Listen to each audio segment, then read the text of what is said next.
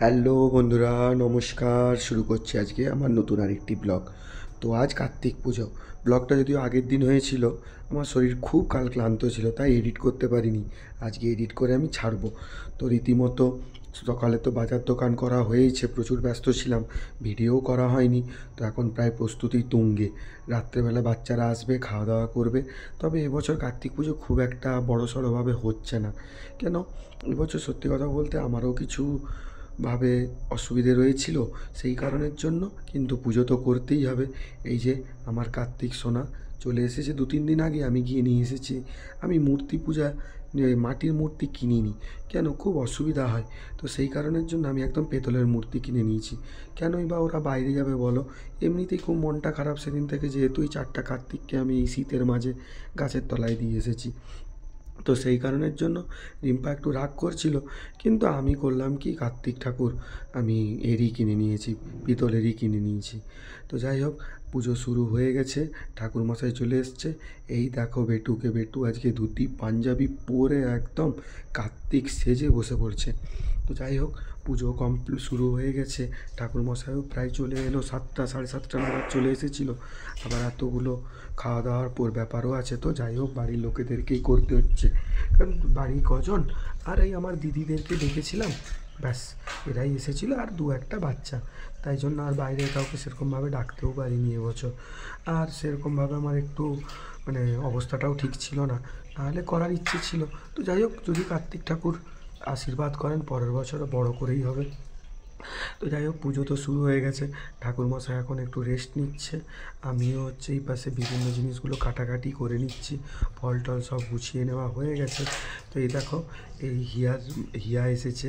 এদিক থেকে হিয়ার সঙ্গে তো বেটু প্রচণ্ড খেলাধুলায় মত্ত। দুজন মিলে প্রচণ্ড খেলাধুলা চলছে। ওদিক থেকে ক্যান্ডি এসছে, সবাই ওরা এসেছে। এইভাবেই হলো। পুজো তো প্রায় কমপ্লিট, এবার খাওয়া দাওয়া শুরু। এই যে লুচি ভাজা চলছে, সবাই চলে এসছে, খাওয়া দাওয়াও শুরু করতে হবে, রাতও হয়ে গেছে। তো যাই হোক, এইভাবে আজকের খাওয়া দাওয়া শুরু করা হলো। মেনুতে অনেক কিছুই ছিল। মেনুতে ছিল লুচি, ছিল কফি আলুর তরকারি, ছিল ছোলার ডাল, ছিল মিষ্টি, চাটনি, পাঁপড়, অনেক কিছুই ছিল। কিন্তু পরে জানতে পারা গেল যে রিম্পা পাঁপড়ই ভাজেনি, প্যাকেটের যেমন তেমনই রয়ে গেছে। তো যাই হোক, আর পাঁপড় তো ভাজা হয়নি, এই দিয়েই খাওয়া দাওয়া চলবে। তো এই যে এরপরে হোম হবে। ঠাকুরমশাই একটু উঠে গেছিলো, দিয়ে আবার এসে এই যে বসেছে। বেটু এত বদমাশি করছে, লাস্টে ওকে আমার কোলেই নিলাম। তো যাই হোক, এখন যেহেতু হোম হবে, ওকে কোল থেকে তুলে দিলাম উপরে। হিয়ার সঙ্গেও খুব ভালোই থাকে, দেখছি তো। এই দেখছো দুজন মিলে কেমন আছে, দুজন মিলে দমকা আনন্দ করে যাচ্ছে। তো যাই হোক, হিয়াও তো আসে না খুব একটা, আজই অনেক দিন পরেই আমার বাড়ি এলো। বেটু ওকে দেখে চিনতে পেরে গেছে। অন্যদিকে ক্যান্ডিকেও তো খুবই চেনে। যাই হোক, ওদের দুজনের কাছেও খুব ভালোই থাকে। তো যাই হোক, ওদের কাছে রয়ে গেছে। এই যে এইভাবে পুজো পর্ব চলছে, উপরে বেটুর বদমাশিও চলছে। সব মিলিয়ে পুজো বাড়ি এখন জমজমাট। তো চলো, তোমরা দেখে নাও আমাদের বাড়ির পুজো। খুব ছোট্টভাবেই, সাধারণভাবেই ব্যবস্থা করা হয়েছে। তো কার কেমন লাগলো অবশ্যই কিন্তু জানিও। কার্তিক পুজো এখন তো একটা চল হয়ে গেছে। তো আমার বাড়িতে 4-4খানা কার্তিক দিয়েছিল, আমরা খুব নিষ্ঠার সঙ্গেই তুলে নিয়েছিলাম। কেন? কারণ সবাই তো ভালোবেসেই দেয়। তো যাই হোক, এই জিনিসটাকে রাগারাগির মধ্যে নেওয়াটা আমার মনে হয় উচিত হয় না। কী আছে, আমরা তো অনেক দিকে অনেক কিছু করে ফেলি। হঠাৎ নয় বাড়িতে আমাদের ঠাকুর এলো, পুজোও করব, হঠাৎ তো অনেক কিছু আমরা কিনেও ফেলি। তখন আমাদের কিন্তু পয়সার জ্ঞান থাকে না। কিন্তু হঠাৎ বাড়িতে কেউ একটা কার্তিক ফেলে দিলে, তখন কিন্তু মাথা চক্ষু চড়ক গাছ হয়ে যায় মানুষের। কেন? কারণ পুজো করতে হবে। এত খরচা করবে কে? এত লোক খাওয়াবে কে? এই মানুষের একটা মানসিকতা, যা কার্তিক পুজো এখন হয়েছে। আবার অন্য দিক থেকে যারা কার্তিক দেয়ও, তাদেরও প্রচুর ডিমান্ড থাকে। তাদেরকেও ভাবতে হবে যে হ্যাঁ, তাকেও পুজো পাশা সব কিছু করতে হবে। হ্যাঁ, যাদের থাকে তাদের ঠিক আছে, কিন্তু যাদের নেই তাদের তো অসুবিধে হয়ে যায় না। তো সব দিক আমার মনে হয় একটু বিবেচনা করলে উভয় পক্ষরই ভালো হয়। তো যাই হোক, সব কিছু নিয়ে পুজো তো চলছে।